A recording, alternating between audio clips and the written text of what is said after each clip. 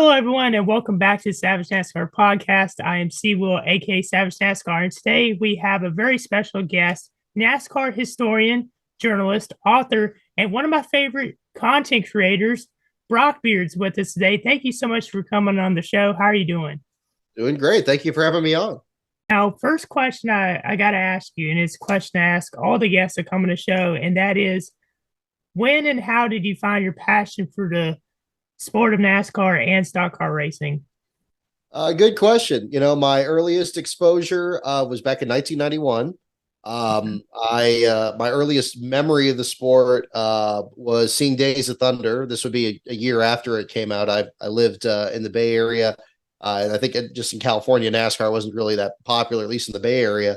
But I remember seeing the movie and I was really struck by it. And about the same time, I still maintain that movie is a great introduction to understanding, at least at the time period, like how to get into the sport. Mentioned, name dropping ESPN, a lot of the different drivers that were big names back then. And so when I started watching, I realized, this is not just a fictitious thing. This is an actual sport. Started watching races. First race I remember was Rick Mast flipping upside down at Talladega in 91. Huh. And I was just immediately struck by it. I wasn't really into other sports so much at the time. But I think just the spectacle of it, excuse me, I kind of got into I really was interested in like the paint schemes and wrecks and stuff that you kind of see from the movie. But then the more I got into it, the more I learned more about the drivers themselves and the history of the sport. And it's such a rich subject. I mean, there's still so much stuff I discover even today. You mentioned some of my content there that I think that's just kind of where it's brought me in. So, but yeah, that's how I got into it. Awesome. I mean, Days of Thunder is a great movie. I feel like it's the greatest movie of stock car racing in general. And the real quick, the Rick Mast flip. The first time I saw that, I was watching the site. It was like a really old, like NASCAR '90s montage. And it had that in it. But so you're the founder and editor of LASTCAR.com, LASTCAR.info to be correct. And can you tell us about your website and how you got started with that? Certainly. In 2000, I always have a tricky part figuring out how to describe the start of the story. It always seems like every two times I tell it is different. Probably the best way I can put it is in when I graduated from college. I graduated in 2005. I graduated with an English major, and I figured when I went into college, I'd probably fall out of following NASCAR because I was going to be so busy with other stuff. What ended up happening is I got more into the sport, and I was kind of getting my roommates and classmates and stuff into the sport there too. So I was even bigger fan of it in 2005 than I was in 2001 when I went in. The realization was like, look, I got to do something with this. Like, I mean, clearly getting out the other side and, finding work and everything like that. So I got to do something with this. So I really tried to hone in on what was the aspect of the sport that really drew me in. Like I said, with Days of Thunder, there's a lot of things that expose you to. I tried a couple different websites. I had one where I changed song lyrics into race reviews that I did in 2006.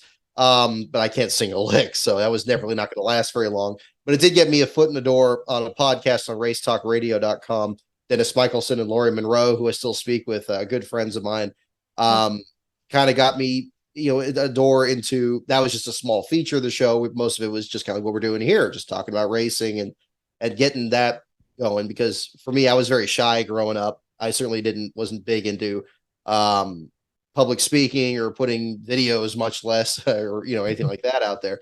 So that was something that kind of took some practice.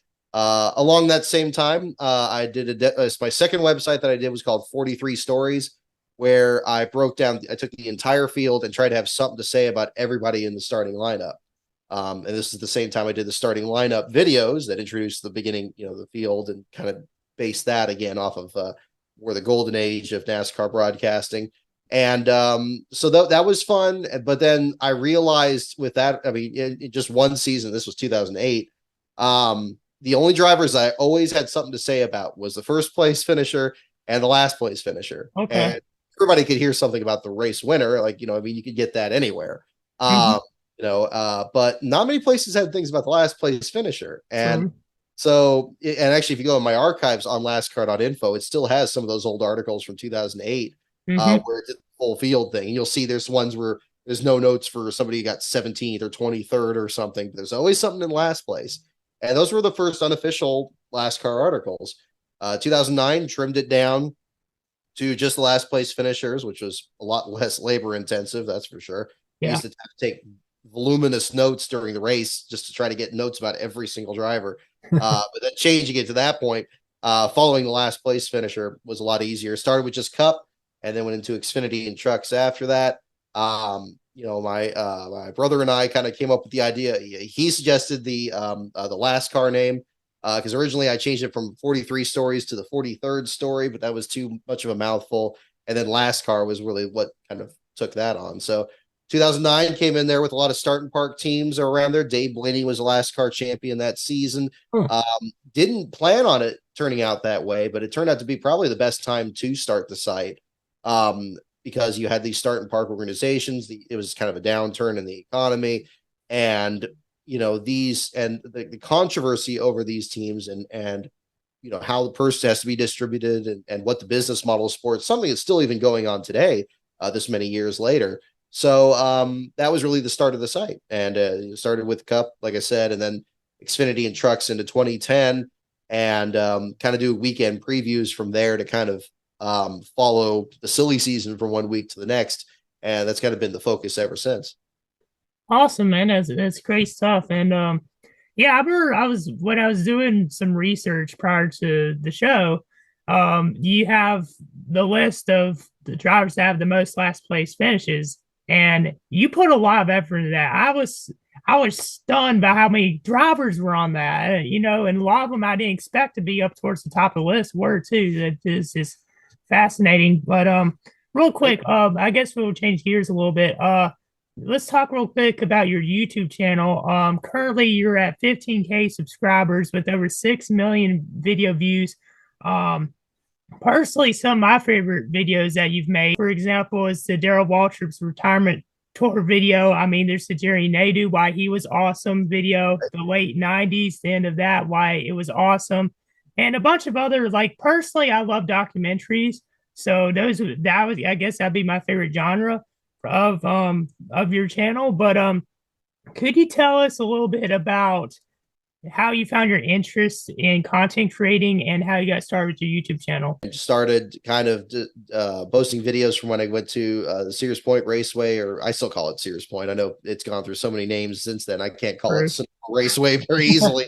But I used to share videos from there and just videos as a fan. I think that channel, I think the best thing about it is it really tracks kind of my trajectory where I've tried to kind of transition in my interest in the sport. I think that's probably the best way to describe it. And that it was more as a fan at the beginning with the firsthand footage of the track, then kind of the starting grids and getting a little bit more produced content, but still kind of on that fan angle because you're kind of rooting for these different drivers. They're a little bit silly. They kind of got other things kind of going on there.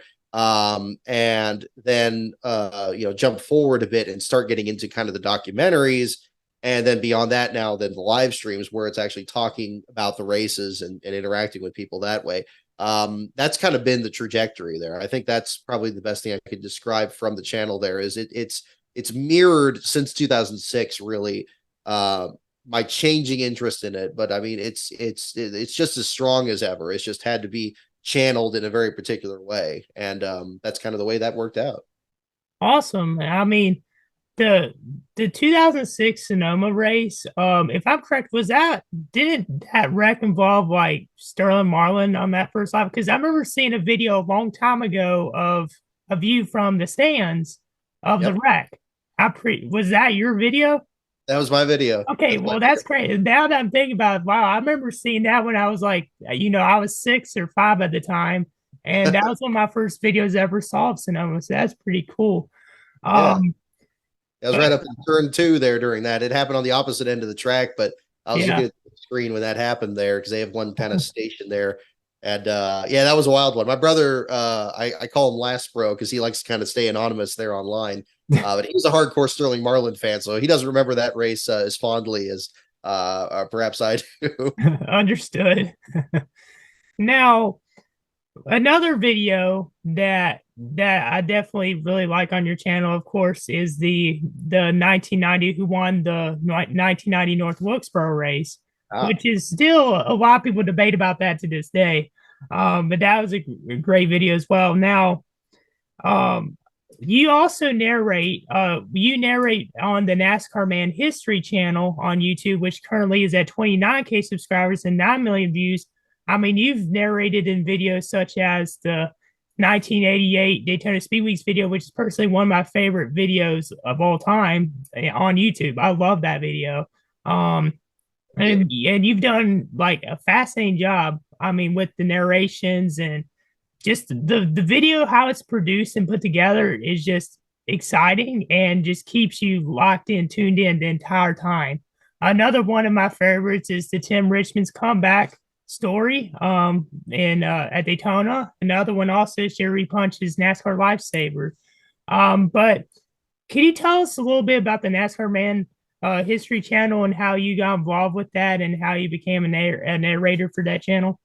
Certainly. NASCAR man his real name is Tom. I hope he doesn't mind me mentioning that. But Okay. Tom does he produced some great articles back when Racing Reference, I know, was under different ownership. Mm-hmm. One thing it's kind of sad now that you don't really have the comment section or the blog section, I guess, as much nowadays with who's in control of it. But that's really where NASCAR man, at least as far as I've seen his Tom did his work. As he did a lot of articles. He did ones on Rodney Orr and other drivers, just very well researched, found some great Mm-hmm. material.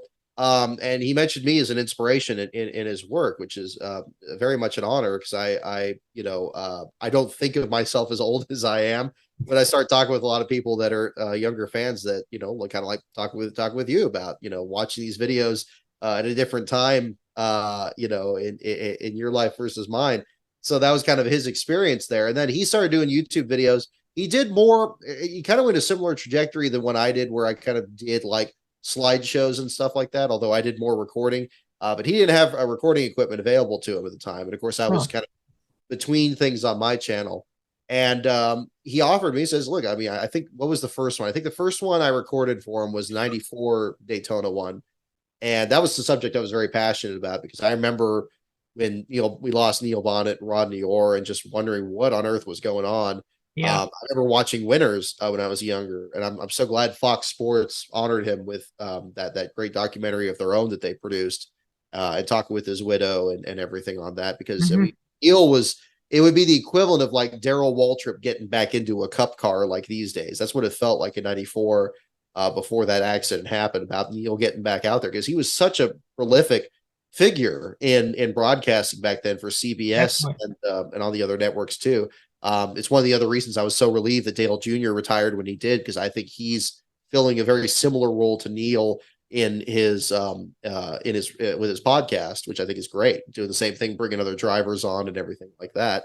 I was probably one of the few people that was actually pretty happy when he retired because I knew he was going to do even more out of the driver's seat than that he would in it.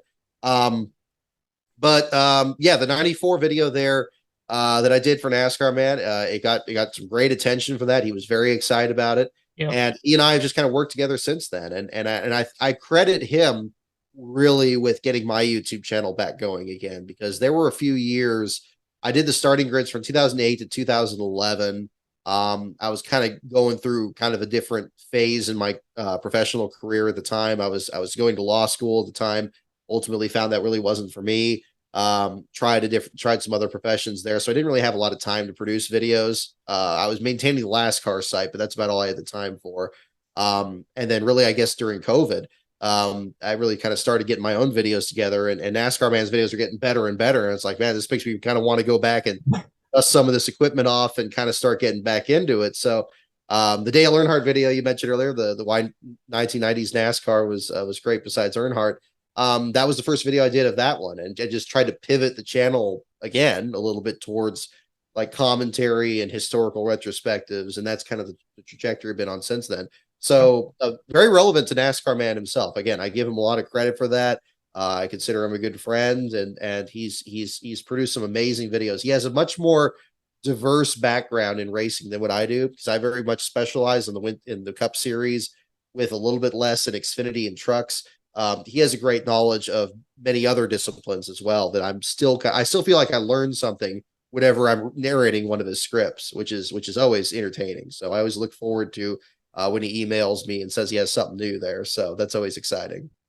That's awesome. And I mean, Racing Reference is a great site. And I remember, like, I don't know, like maybe I was 11 or 12, I started to look more into it and everything.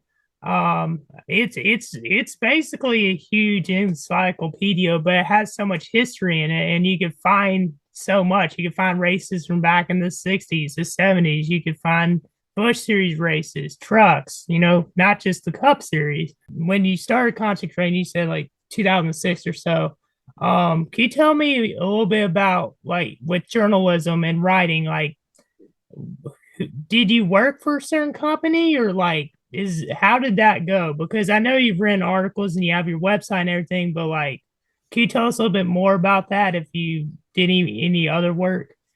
A very good question. I actually don't get asked that very often, because it was kind of a bizarre journey on that. I actually tried after I graduated from college. I actually tried to get into journalism school. We had a Okay. very good one in Northern California at UC Berkeley, and I know it was very prestigious, and that's probably another reason I didn't get in there. But I think also at that time, um, I wasn't really that focused in what my interest was in the sport. This was still before doing the LASTCAR site, about 3 years or so. And I was also practicing writing the deadline. I think doing the videos, the YouTube videos, were a big step big step that direction, because you had qualifying, and then I had to produce the videos of the starting lineup, and of course make sure that there was enough time for them to be circulated before the race started. Because Yeah. once the race started, the views just completely cratered. That's why there's so many of them that maybe only have like 3,000 hits, which I'm very thankful for. But Mhm. they were never gonna. I mean, even the one off ones I do nowadays, they very rarely get. They're not the highest scoring videos on there, and I don't think that's Awesome. necessarily a quality standpoint. It's just that they have a limited shelf life, and that's kind of the challenge of it. I tried to put like other sketches and skits in there, but that was another part of it. But back to your question, I never really had the clear ambition to get into journalism. Again, my direction was much more towards the law. My father's an attorney. I grew up working in his office, and I did go to law school. One thing that stood out to me when I always enjoyed writing. I always knew I was interested in creative writing. I always knew I'd do something with writing, but I felt like, again, I wasn't very focused in terms of what direction to take it. And of course, the racing thing was there. I tried writing articles, but they were very wordy, and I don't think they were very interesting. I remember doing one on the rookie class in 2006, and it was just kind of all over the place. I think it was okay, but I mean, but again, it wasn't something sustainable. Like I could build on it from like one race to the next. So yeah, I mean, I remember getting asked by somebody at one point, said I was interested in journalism, and I said I was interested in NASCAR. And then he asked me like what my beat was, and I'm like, what my beat is? I don't know what that is. I don't know what any of these terms are.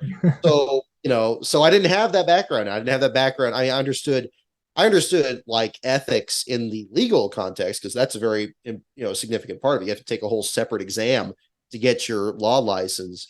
It's in professional responsibility. So I felt, at least understanding that there are certain things with confidentiality and conflict of interest that are a bit different in media there.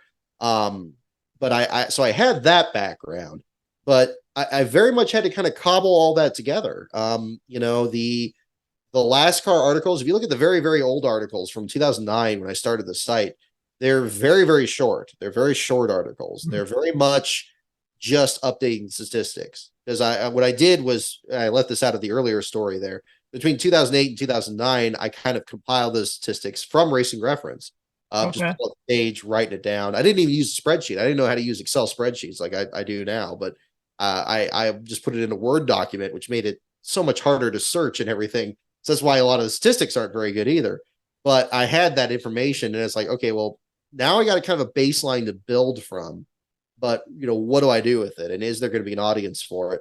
But then like I started getting a couple, podcast appearances kind of like on here. And at first I remember 2008, 2009 or 2009, 2010, I wasn't sure if they were asking about the starting grids, my YouTube channel or if they were curious about the site. But every one of them, it was about the last place thing. They didn't really, the YouTube videos hadn't really reached a very good audience yet. And so that made me think, okay, well, maybe we got something here on the site. Can we turn it into something? So 2009, I finished my first season of doing the LASCAR articles. They're starting to get a little bit longer towards the end of the year, but not really. But I'm getting kind of a base, kind of getting used to writing to deadline again and kind of doing that. 2010, I was invited to write for another website called frontstretch.com, which is still around today. Yep. And I was invited to write a separate section. It's called the Bubble Breakdown, which was the battle for the top 35 and owner points, which was the point structure back then. So my thing was to follow the drivers around 35th place in points from one week to the next, kind of track what happened in each race. Very similar to the last articles there. And it was a good experience. And most critically, that was when I got I was credentialed for the first time at the Sonoma Raceway, because I was the only writer they had on the West Coast. So that was a big advantage that way. So I got that experience, made some mistakes along the way, had to kind of figure things out a little bit. I was really excited. I was just like, I'm like, if I was excited about this, excited about that. Luckily, I didn't do anything that was too that doesn't chase me around too much. But my boss, kept in touch with me there, and kept in touch with them on that, and of course did the articles on all that. At the end of that year, we decided to part ways. It wasn't really related to things from that race, but just I couldn't maintain doing both articles. It was getting to a point where my last articles weren't getting much better. And by then I was expanding into Xfinity and trucks. I didn't really have time to work on their stuff. So we parted ways, and that was a challenging part, but I felt like I learned a lot from that 1 year, to, again, increasing my output and making the articles better. So really everything along that line has just been kind of trying to piece it together. I never was credentialed under the LASCAR banner itself until 2014. And it wasn't because I was rejected those other years. I think I just didn't know how to go about it. I thought I had to work for another site to get credentialed. And that was kind of the thing. And I think there's a lot of people that are into YouTube or social media and stuff that probably having the same challenge nowadays. It's like, who do you work with? Who do you talk to? Where do you go? I say the same thing to everybody. It's like, it's just persistence. Just show that you can consistently produce content. You put it out there. You try to, you try not to over sensationalize things. I mean, I think you understand that, there's a certain sense of decorum that you can kind of work within there. And so by 2014, when we were credentialed under this one, I felt like I was much better prepared. By that point, the site itself had gone through a bit of a renaissance after the law school thing kind of fell through. I was able to focus much more of my attention on the site. So the articles are much longer, they're more comprehensive. The championship became kind of a storyline, and things of that nature. And I've kind of been on that trajectory since then. And really recognizing, sometimes really serious things happen. I mean, we saw that just this past week with the Coy Gibbs tragedy, and certainly condolences to the Gibbs family on that. It reminded me very much back in 2013 when I wrote an article, a very short article, because it was back at that time, on Jason Leffler finishing last at Pocono and driving for an unsponsored car. And I made an article that week saying, after his tragic accident, that's like the only place anybody heard about Jason Leffler was on my site this past weekend. But then I really looked at my article and it's like, well, that's true, but the article was very short at the same time. It's like, am I doing as much as I can to highlight these drivers and talk about them in that sense? And that was really, I think, a big moment there. So I try to, and again, I really enjoy interacting with these drivers. I only do about maybe 4 or 5 races in person, which is way more than I had in the past. I'm very happy to do is what we're able to do on the site there. I have a couple other staff writers on the site, and William Saki and Ben Schneider both do great work. We're not the biggest fish in the pond at all, but we don't have to be. That's the advantage of this. So that's kind of a long answer to your question, but that's basically what that is. Well, thanks for sharing all that with me. I mean, there's a lot of information there that I didn't even know about, and man, that's great stuff. Real quick before we get into the next segment, we're going to take a break, but when we come back, we're going to talk about the book you wrote on JD McDuffie and the one you were writing on Derrick Cope. So we'll be right back after this quick break. Before we get back to the interview, if you haven't yet, go check out my social medias. You can follow me on Facebook, Instagram, Twitter. I'm pretty much on everything. You can see those on the screen and also in the description below. Hope you all have enjoyed the interview so far.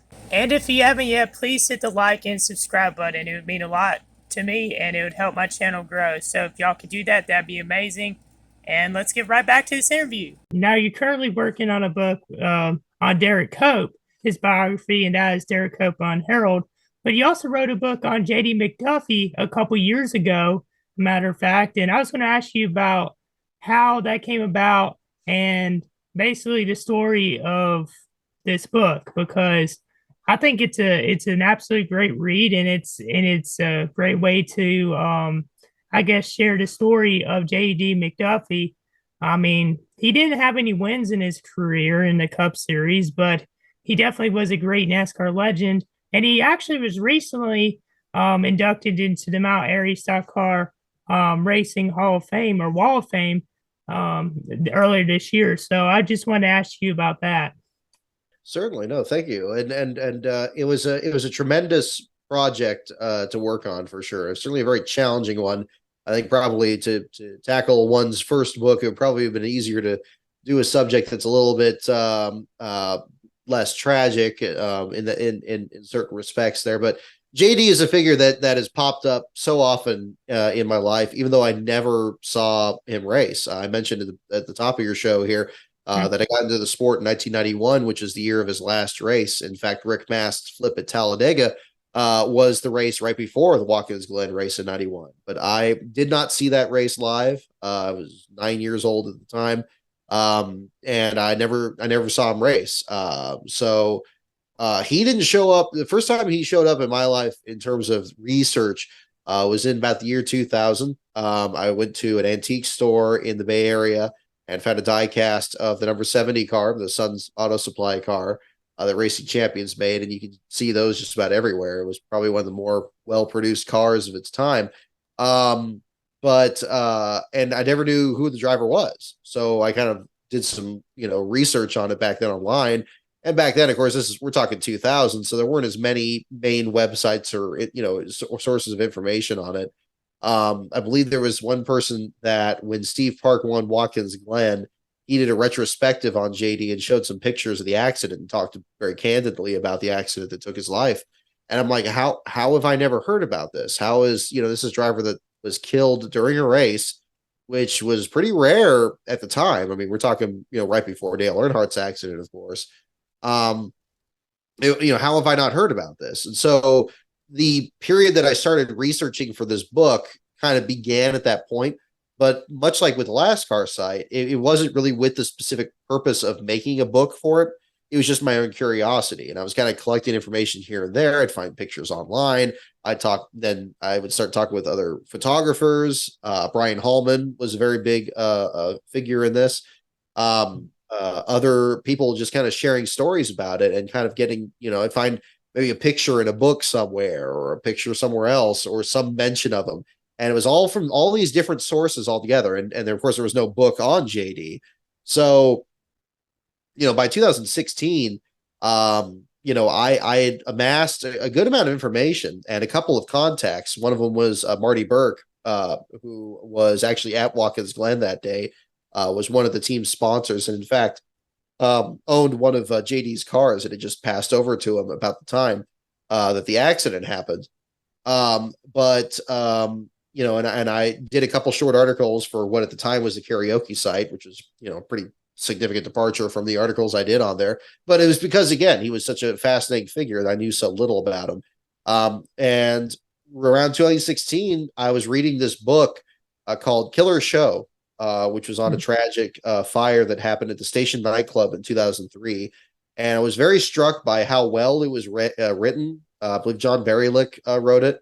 And the way that he was able to take something that happened in 2003 and describe it in a way that kind of put you in that moment, that kind of made you really understand what was happening in the story, even though it's a time period that maybe is not that long ago. Like I'm so used to like reading history books where it's something happened decades ago or hundreds of years ago. You're trying to bring somebody there. So when I read that, it really showed me, it's like, okay, is there something that I know about or I have interest in that I could write in that same way? Because I'd enjoyed writing, but I'd never really tried writing nonfiction really too much. But in my legal career, working in law school, one thing I really enjoyed was writing a statement of facts, breaking down the facts of a story and trying to persuade the audience to feel a certain way about it, or to take certain to draw interest to certain facts in there. And I think that kind of steered me that direction. The first thing I did was I wrote everything I knew about that race at Watkins Glen in 1991, and I reached out to Marty and I reached out to Jim Derhog. I think was the first person I interviewed when I actually decided to write the book. He was right behind JD going into turn 5 that day when the wreck happened. And he told me, his interview really stood out to me because he told me, like I wrote in the book, that, you know, he went into that corner, he was going to set up JD for a pass. He had all the momentum and everything, but then something in the back of his mind just told him not to try to make a pass around him. And right then when it happened, there was smoke coming off of his car, and he struck JD struck Jimmy Means' car, and unfortunately the rest is history. So, you know, what was amazing to me is from that point forward, everybody I talked to seemed to know like 2 other people that wanted to share the story, and it felt like they've been keeping it in for a long time and just didn't have anybody to share it with. And so, you know, more and more people I talked to. I think we got 32 interviews in all for the book. It was tremendous, and it turned out I had more than enough for the book. I mean, the book came out to about, I think, 80,000 words, like a 300-page deal there. Yeah. It was easily the longest thing I've written before. But it just, at that point, it was just like trying to make that story as alive as possible, to really put you in the understanding of what JD's career was, and then what happened in that wreck. And that's kind of what the book is. It's got basically 2 halves to it, where the first half is really about who JD was and what it was to be an independent in NASCAR, and the significance of that, and how that changed during his career, 4 decades in the sport, really. And then the second half is much more on, you know, really slowing things down and focusing on that race weekend in 91, putting you in that time period, and then the immediate aftermath of what happened from there. Fortunately, I got to speak to a couple of people before they passed away. I mean, I read, the idea of this book had been rattling in my mind for at least a couple of years before 2016, when I started putting pen to paper. And I'm so glad I didn't wait any longer. We lost Imogene McDuffie just last year. We lost Wilbur Thomas, I believe the year before that, who was one of his crew members back in, way back in like the 70s. These stories need to be shared. I'm so glad both of them had a chance to read it. We lost them. And that's really what is kind of driven me in a lot of these other projects, even on the YouTube channel too. It's like, there's a lot of these stories, and I have to remind myself that they've taken place, so long ago, that, you don't want to wait too much longer. You want to kind of get them out there. The Buddy Arrington video was like that too. I'd actually spoken with Buddy's son Joey last year about doing something with him, and I know that Buddy was, by then he was kind of winding down, and he wasn't really free to talk that much. But luckily I had the research together, and when we did lose him, I was able to kind of fast track that and get that project done there. So that was kind of the motivating factor with that one, and I was very humbled to be a small part of the experience of what's happened since then. You mentioned the Hall of Fame. There's also JD's name is on the Walk of Fame in the village of Watkins Glen, not far from Smalley's Garage, where we did the book signing in the village there in 2018. Linda McDuffie, JD's daughter, was able to reconcile with her mother, during all this. It just turned out that this was something, again, I just started on a whim, coming back from work at Kaiser one night. I was just like, look, let's just start writing it. And I didn't ask permission for anybody. I didn't check with anybody. I just started just doing it.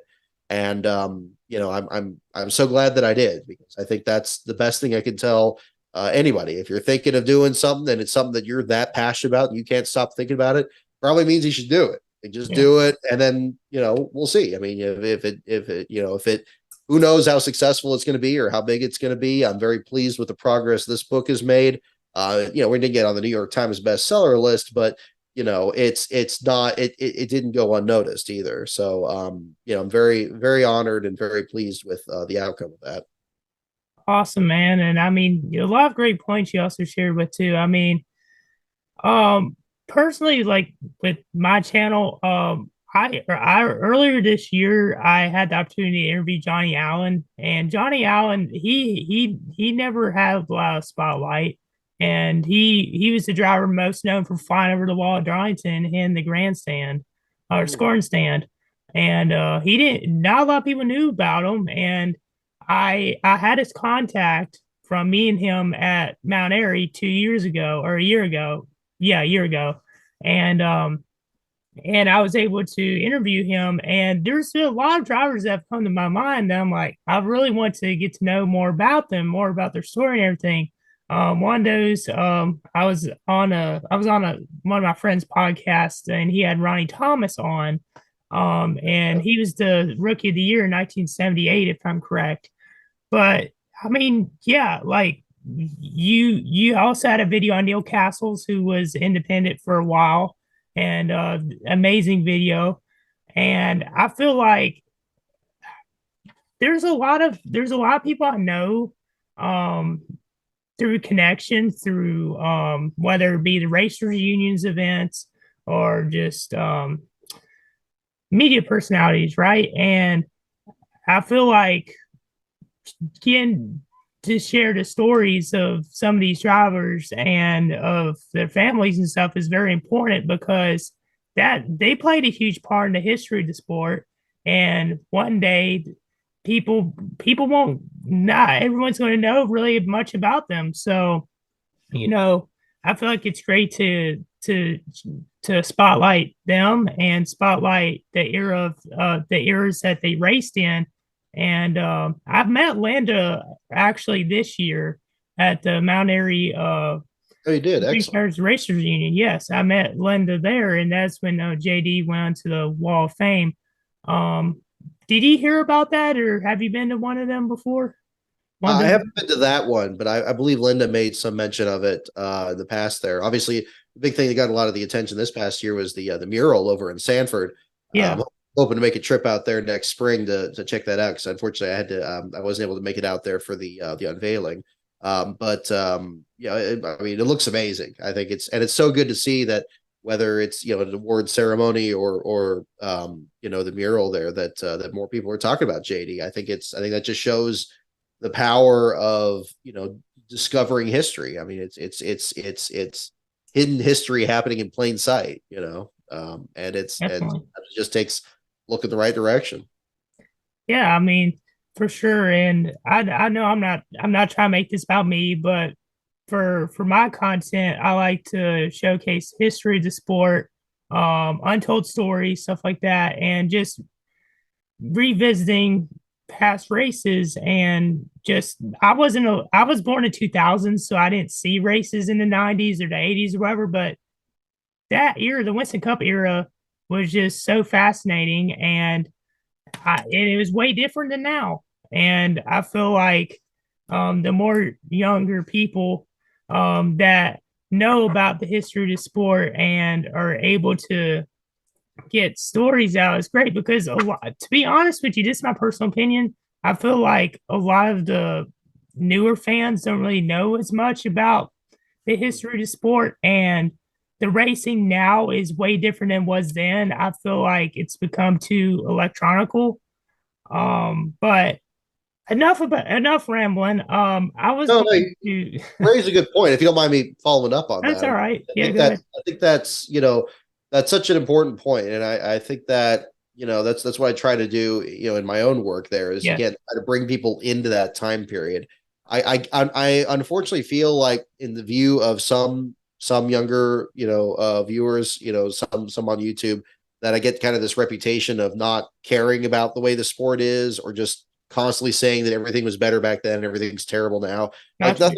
nothing could be further from the truth. I mean, I spend the live streams talking about things that are very current. And of course, the LASCAR thing, I have to be very much plugged into the way Yeah, things are now. But I think that there's an opportunity there for anybody that, anybody that has those memories. Just like you said, when, speaking with drivers from a different time period, I think you speak with fans from a different time period too. You can kind of understand what it was like back then. I mean, I'm seeing you wearing the 50th anniversary hat from Mhm. 1998. Now we got the 75th anniversary coming up next year. They got Yeah, their own different logo there. I mean, that kind of brings back memories of that season when, of course, Jeff Gordon was dominating that entire year, winning 13 races, yeah, and just having that whole legendary campaign. Um, I think the more you understand the history, and the more the history is presented in a way that you can engage with it, that you can kind of put yourself in that time period. Um, I think that's the more enjoyable part is. I think that's the responsibility of anybody to share that. If you're versed enough in a time period, or you're knowledgeable enough to share with other people and get them interested in it. And again, nothing, no candle needs to be blown out to make that one burn brighter. I mean, you don't need definitely. I mean, it's, I agree that, yeah, the racing these days is very, very different. And yeah, the electronic components are radically different, but that's what it is. It's different, Mhm. I think it's just like, I think that probably the same things happened back in the late 90s. And people were saying, like, oh, this sport's just so it's focused on arrow push and all this stuff. And like, why don't we just get back to the way it was in the 70s, And so, like, it's always tempting to look backward. And the history is always so rich that there is always something to look at no matter what era you're in. But yeah, I think there's real value in that, because then you can, you can appreciate both. And I, and yeah, I sense that from discussing that with you too. I mean, again, you were wearing the old school merch and talking very much about contemporary issues too at the same time. So I think that's very commendable in this sport. Yeah, and I definitely agree. And I mean, you described it way better than I than I could. But I speaking of Jeff Gordon, Yep, from there you that go. I was concert. wondering what design you had on that. There you go. Very cool. Reprints of like old shirts like Gordon and like the Lumina and Mhm. stuff back then. So stuff like that just doesn't go out of style. That's NASCAR themselves putting that out in their own merch line. Definitely. So they know what they're doing. And I feel very positive about the direction of the sport. I think there's some things they're still doing that are kind of up in the air, but who knows how they're going to work out. But I like that a lot of their latest approaches are trying to harken back to things in the past. Even something as crazy as like the Clash of the Coliseum, which I was at back in February, Hmm. kind of reminds of back to, races at, Bowman Gray Stadium, or back when they would run tracks that were maybe like a quarter a mile or even smaller. Just wondering, it's like, wow, how are they going to get this many cars out there? It's like, Exactly. well, it used to be they had even more cars out there for those. So I think that it encourages more people to look kind of in the past there too. Definitely. Now, you were mentioning like the vintage like NASCAR merch and stuff, and I've been to like a lot of tracks over the last couple of years, and one of those like at the 600 this year, for example, did people sell them still? I mean, you could buy so many of them. Not they're the NASCAR halls, of course, but farther on away from the track, there's like giant tents. You can find like old die casts. I mean, Those all are the sorts best. of gear. So I mean, it's still available. And I know there's like a store that recently opened up in Concord that has a bunch of vintage NASCAR shirts. But See, that's the greatest thing too, because that just brings a lot of people in. I was missing that at Phoenix this year. They usually have a good amount of tents that come out this year, but I don't know, it must have been an issue with gas prices or something. They didn't have any of them this year, which is too bad, because they always have like a great group, about three or four of them that come out. And yeah, same thing. I mean, I always stop at those. No matter what age, it just makes me 10 years old again, looking through the Racing Champions diecast in the mid 90s again, and it's wonderful to see that here and there at the tracks there. 100%. Now, one thing I've actually noticed, so at I was at Wilkesboro earlier this year, North Wilkesboro, and I was filming for Stock Car Classics, which I don't know if you know Stock Car Classics, but they're a group of a bunch of friends. Basically, they've restored stock cars, or they've bought stock cars, and they bring them back on the track. And when Dale Jr. came back to Wilkesboro this year with the Cars Tour, and he was in the three Sundrop Car Stock Car Classics. So we had a portion of the schedule where you got to go on the track. So I was filming that. But yeah, a lot of people wore their vintage merch that, and there's this two guys that I follow on Instagram. I think they're called, if I'm correct, the Garage Guys. They dress up like hardcore, like absolutely like just like Jeff Gordon and Tony Stewart.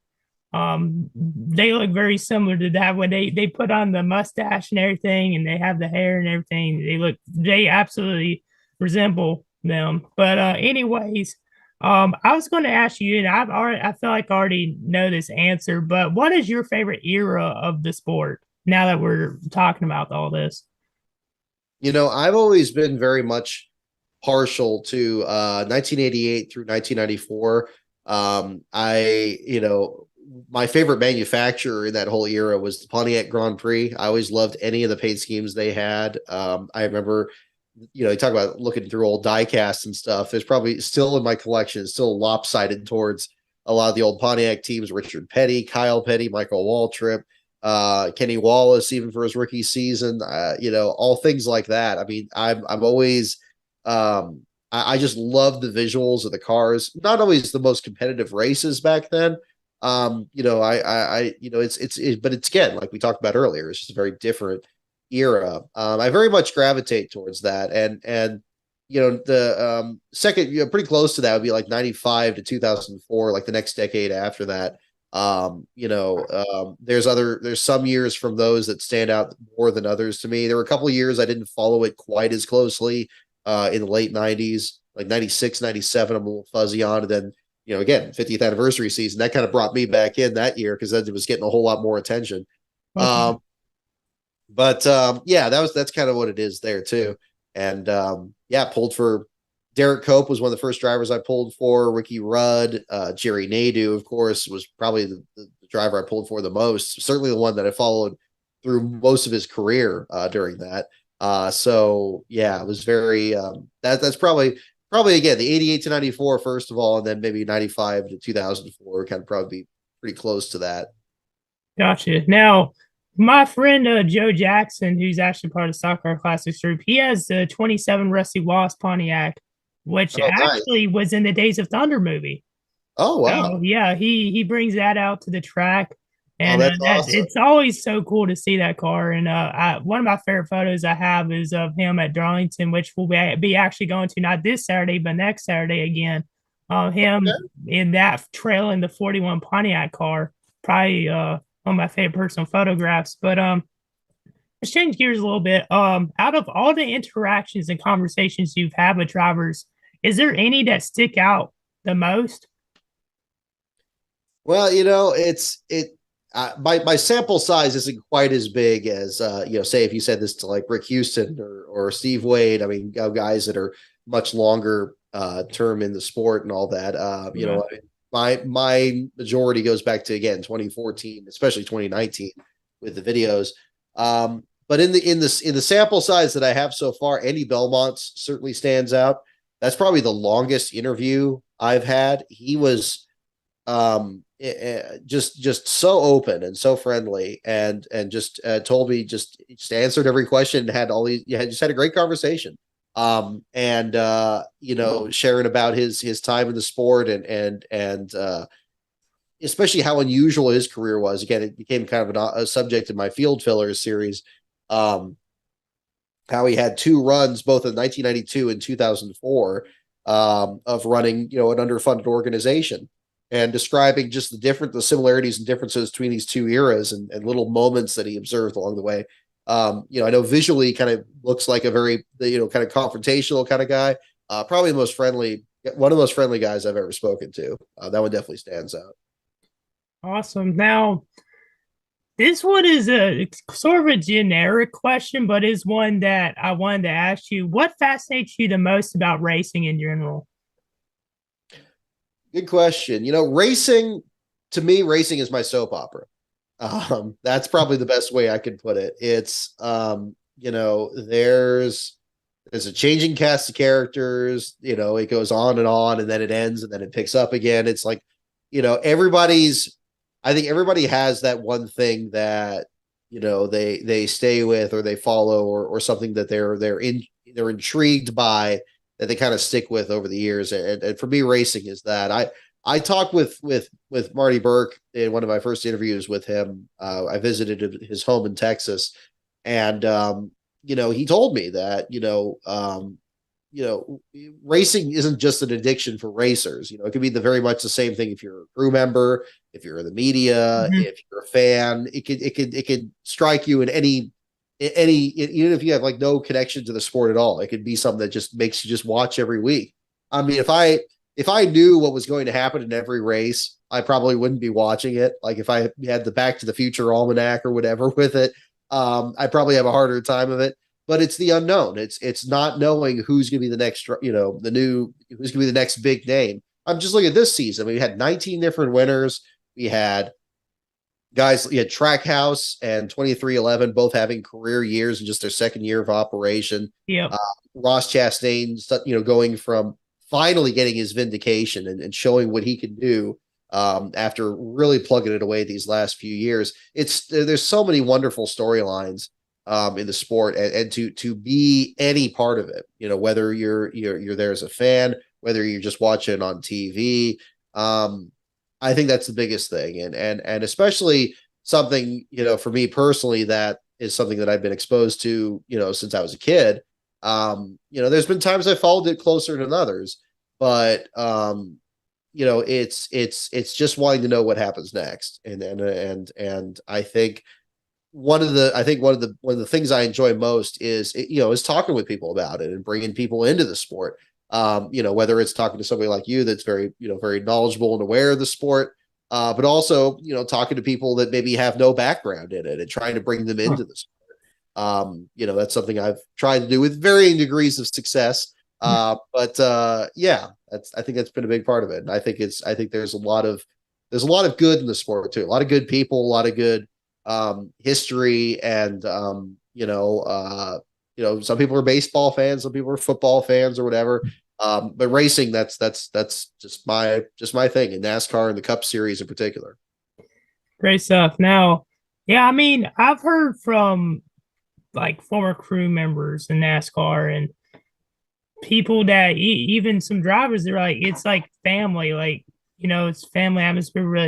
But at the end of the day, also, like, I mean, of course, there's gonna be rivalries. Of course, there's gonna be some people don't get along. But I mean, I actually heard a story one time about, I think it was I think it was like Sterling Marlin wrecked at Bristol one time, and Dale Earnhardt's crew like ran out there to help him out of the car. Not even Marlin's crew, but it was like Dale Earnhardt's crew.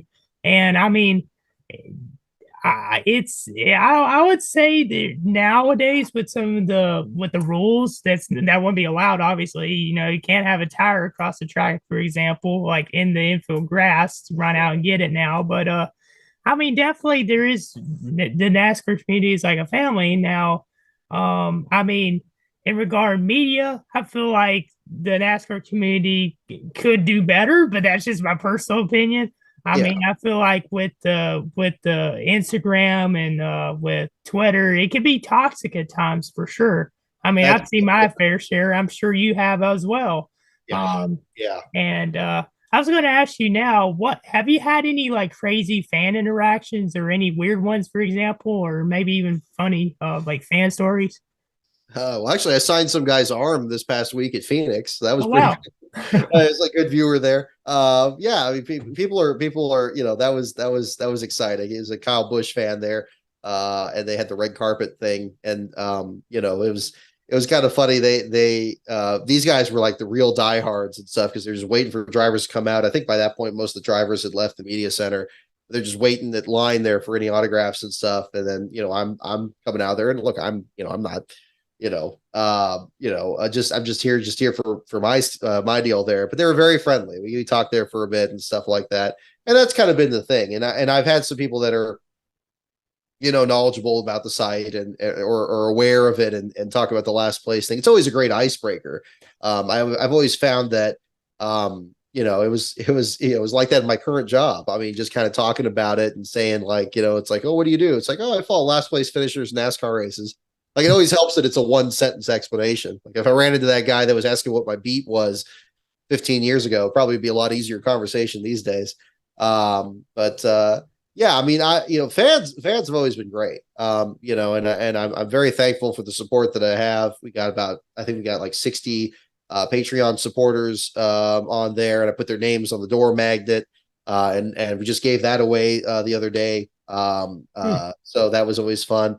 And I try to get people as much, I kind of bring things full circle to my own experience in the sport. Where I have like a newsletter I send out to Patreon members and stuff like that, and things that I remember from signing up to fan clubs back when I was, when I was a kid. Signed up you see from my Jerry Nadeau video is a perfect example of that. Yeah. So, but yeah, it's always been very positive, very positive. Like, what's some of the struggles you have faced as a content creator? Probably the biggest struggle is just trying to produce regular content. There's a lot of other channels out there, and I'm sure you can already think of the names of them. It's the same ones that everybody sees all the time. They're able to just produce really frequent content and sometimes really good content and just kind of churn it out. My schedule is probably closer to like some I mean there's other channels that don't post as frequently, but mine has kind of turned into that still. I've tried to at least have the live streams be consistent content, so at least I got something each week. But that's probably been the biggest struggle. And I keep hearing that it's not necessarily about your upload schedule and how much you stuff. It's quality over quantity. Different people make different things work for them. And the other part of it is probably doing short form content. Because as you can see with a lot of my videos, especially the ones on my channel, those are pretty long videos. So that's kind of been the part of it there too. I'm just trying to stay at least up to speed with the trajectory that video sharing and stuff has gone and keeping up with that. Those have probably been the biggest struggles. All righty. Now, I was going to ask you next. North Wilkesboro, they're having the All-Star race there next year.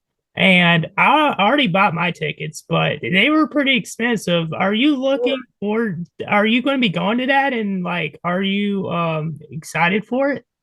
I'm hoping to. I was very surprised. Actually, I did buy a ticket for LASTCAR because I'm hoping to get credentialed for that one if I can. I mean, but so we're hoping to do that. I'm going to request the days off from work and find out if that happens. It's going to be tricky. I mean, again, for me, it's for being from California and getting flights and getting the hotels and all that stuff worked out. I just want to make sure it's something we can budget out for.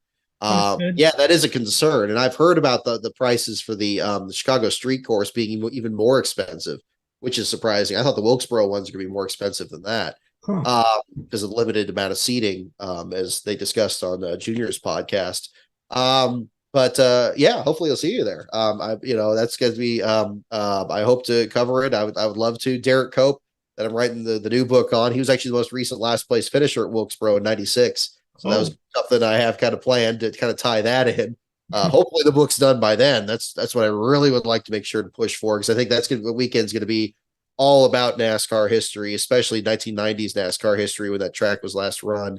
I'm excited about it. I think it might be a little bit of a mess. I'm kind of planning on that. Maybe internet signal is going to be really hard to work, so social media part might be a little tricky.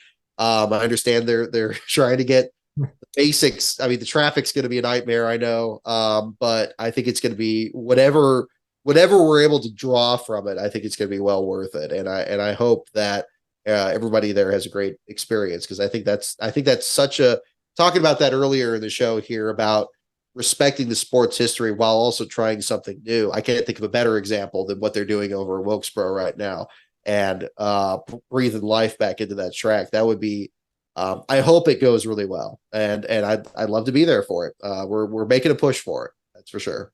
Agreed. I feel like it will be a great event, and they're having stuff all throughout that week too. They're having the Truck Series race, they're having the car store there, late models, and all that.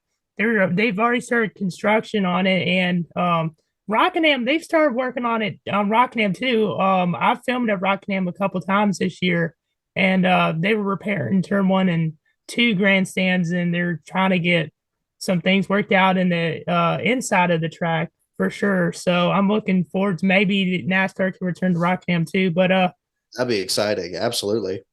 what is some of your goals for 2023? Good question. Good goals. Just, I mean, I think the important thing is, and my dad always says this, is as long as you're moving forward, like as long as you're better this next year than last one. I think about last year, and this year's been a great one. We had a lot of fun this year. We did the Clash this year. We had the whole thing with Front Row Motorsports and retrieving their pit banner for them in Vegas. Lots of like fun little moments. Even like the car graveyard at Phoenix, we had like little things there with the site. They added things to it, and just kind of learning from things and making things better already for that. I've already kind of looked to kind of upgrade even the equipment that I bring with me to the track to kind of make the interviews a lot better, doing more video. And again, just kind of like we talked about with the YouTube channel, just keeping pace with the direction that everything's going, rather than just getting too stuck in the mud. Sometimes I stick to my guns and keep everything the same, but you got to stay dynamic, and it's very competitive out there. Yes, that's for sure. So, what was the first race you ever attended? Was it a cup race, Busch Series race, or a local track? First race I ever attended, 1992 Cup race at Sears Point. Ernie Irvin goes from worst to first. Davey Allison wrecks and drops himself back in the point standings a few weeks before his wreck at Pocono. Mhm. Terry Labonte finishes second, probably one of his best runs in the Sunoco Oldsmobile. I got my first autograph from Derrick Cope, signed my Wow. hat. We went to Disneyland a couple weeks earlier. Had a pink Mickey Mouse hat on at the time, and I still have that by well, not in this room here, but one of the other rooms downstairs there. And probably led me towards doing the Cope book at that point. But yeah, that was the first race. Cup race. Just was there for the Cup event. Got to see Richard Petty on the Fan Appreciation Tour. So that was always really exciting. Just a good day, and a good way to get back into it. It was barely a year after I started following the sport. That's great. I mean, 1992 was just an insane year, and a lot of people would consider it the greatest championship battle of all time. There at the end, of course, with Bill Elliott, Alan Kulwicki, and Davey Allison. You actually made a video on Davey Allison with about his Pocono wreck and his comeback from that. I mean, it's just crazy to think. I mean, looking back on it, like Allison had such a tough year, but it was his best statistical year probably of his career. I mean, he won a lot towards the beginning, and he had the points lead for a while, and then after Pocono, he lost the points lead and got back eventually. We all know the story with that. Yeah. But so speaking of collectibles, so you mentioned the hat, and I'm sure you have a lot of autograph gear. What is probably the most valuable collectible or autograph that you have? Good question. Probably a pretty close tie. NASCAR man actually sent this to me, and I was floored when he did. He sent me a copy of the 1991 Watkins Glen program that was signed by multiple drivers from JD's last race, including JD McDuffie and Jimmy, Wow. which was just amazing. Yeah, I've had to, that's probably right up there. I mean, a lot of things I collect. I collect just because I think they're cool. I don't really worry about how much they're worth or anything, especially since a lot of the teams I follow are the smaller teams that, I think a lot of people were like, wait, who even is this driver or whatever. But that one definitely stands out. And probably another one I would mention in the same breath. I got when we did the book signing at Watkins Glen. Oh gosh, it's actually probably a two-way tie on this one. We did the book signing at Watkins Glen in 2018. We stayed with Linda McDuffie and Charlie Birch in the same place. Hmm. And from Linda, she gave me one of the JD diecast, like from her own collection, like the burgundy car, the same model, the same one I found back in 2000. That Wow. really kind of started me on that, and it was amazing that she knew that one there. It was amazing. It was on that one, so I've kept that in a safe place. And I had a copy of my book that I had Linda sign along with Charlie Birch, also Rob Taylor that we were staying with on that trip.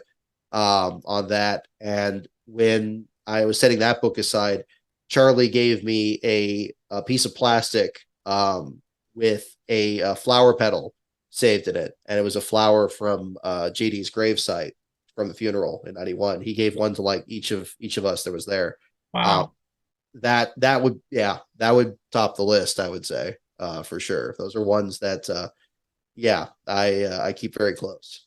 That's really interesting. I mean, you mentioned diecast. Like I used to be an average, not an average, an avid Oh, yeah. diecast collector. I used to when I was a kid. Like I used to try to collect like so many NASCARs and diecasts, and I would constantly beg my parents to get me some. And that like flea markets, for example, I would get a bunch of the '90s ones.